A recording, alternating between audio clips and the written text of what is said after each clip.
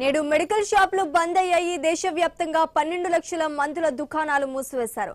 All India organisation of chemistry druggist bandh కు పిలుపునిచ్చింది. Online లో మందుల విక్రయాలు నిలిపివేయాలని డిమాండ్ చేస్తోంది. కార్పొరేట్ సంస్థల అధిక డిస్కౌంట్లను నియంత్రించాలని కోరుతోంది.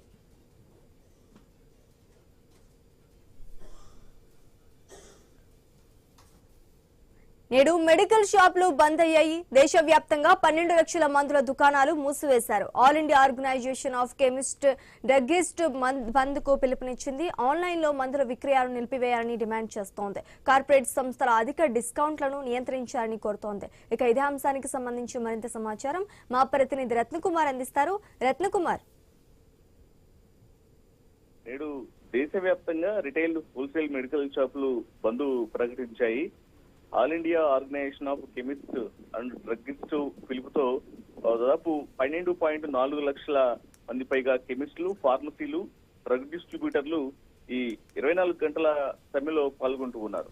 దీనివల్ల సాధారణ మందుల కొనుగోళ్లకు అంతరాయం కలగొచ్చని కొంత ఆందోళన వ్యక్తమవుతున్నటువంటి పరిస్థితి కనిపిస్తోంది.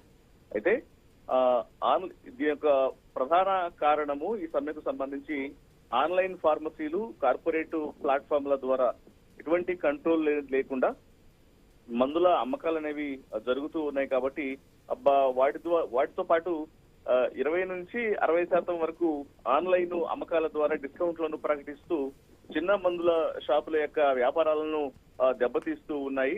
పైగా ఎటువంటి ప్రిస్క్రిప్షన్ అనేది లేకుండా జస్ట్ నార్మల్ గా ఆర్డర్ చేస్తేనే మందులు ఇచ్చేలాగా చేస్తున్నటువంటి ఆరోపణలు ఉన్నాయి. ఇక మరికొంతమంది ఫేక్ ఏఐ జనరేటెడ్ ప్రిస్క్రిప్షన్లకు కూడా మందులను అమ్మేస్తున్నారంటూ మెడికల్ షాపులు ఆరోపిస్తూ ఉన్నాయి. సో వీటి కారణంగా ఈ కార్పొరేట్ ప్లాట్ఫామ్ల వల్ల చిన్న చిన్న మందుల షాపుల వారికి తమ ఉపాధిని కోల్పోతున్నారనేటువంటి ఆందోళనలు వ్యక్తం అవుతూ ప్రస్తుతం ఈ సమ్మెలో పాల్గొనడం జరిగింది. అయితే కేవలం ఇది మొత్తం అంతా కూడా ఈ మెడికల్ షాపులలో మాత్రమే ఈ బంద్ అనేది ఉంటుంది. కానీ ఒకవేళ ఎమర్జెన్సీ పర్పస్ ఉంటే కనుక ఎక్కడైతే ఇటు ఫార్మాస్యూటికల్స్, హాస్పిటల్స్ కి సంబంధించినటువంటి ఎమర్జెన్సీ ఫార్మసీలు అనేవి పనిచేస్తాయి అనే విషయాన్ని కూడా కేంద్రం తెలియజేస్తూ ఉంది. మొత్తం ఈ ఫార్మాస్యూటికల్ ట్రేడ్ పైన ఆధారపడిన 5 కోట్ల మంది పైన ఈ సమస్య ప్రభావం చూపుతోందని, అందుకే ఇప్పటికే బ్లాక్ బ్యాడ్జీలు ధరించి నిరసన ఒక్కరోజు పాటు బంద్ ప్రకటిస్తున్నట్లు కూడా తెలియజేస్తూ ఉన్నారు.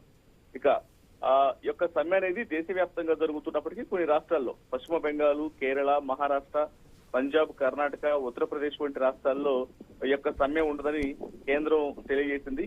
మరి వీటికి సంబంధించిన ప్రత్యామ్నాయాలు ఏంటి అనేది కూడా కొన్ని సూచనలు చేసినటువంటి పరిస్థితి కనిపించింది.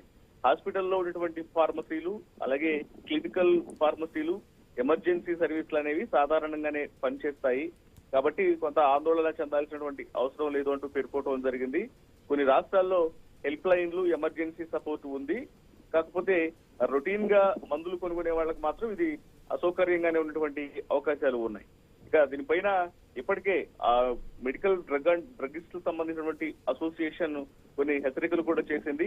ఈ సమ్మె తర్వాత ఒకవేళ కేంద్ర ప్రభుత్వం స్పందించకపోతే మాత్రం వీటిపైన మరిన్ని చర్యలు తీసుకుంటూ ముందుకు వెళ్తామంటూ కూడా ఇటు అసోసియేషన్ సభ్యులు తెలియజేస్తూ ఉన్నారు. ఇది మెడికల్ షాపులు వర్సెస్ డిజిటల్ లో అమ్మకాలకు సంబంధించినటువంటి వ్యవహారంగా ఈ పోరాటాన్ని చూడాలని చెప్పినట్టు తెలియజేస్తున్నటువంటి పరిస్థితి కనిపిస్తోంది. మొత్తానికి ఇవాళ 12.4 లక్షల షాపులు అనేవి మెడికల్ షాపులకు సంబంధించి కూడా మూతపడబోతూ ఉన్నాయి. ఇది కొంత సాధారణంగా షాపులకు వెళ్లి మెడిసిన్స్ తీసుకునే వాళ్లకు ఇది ఇబ్బందికరంగానే మారేటువంటి అవకాశాలు కనిపిస్తూ ఉన్నాయి. Right, thank you Ratnakumar.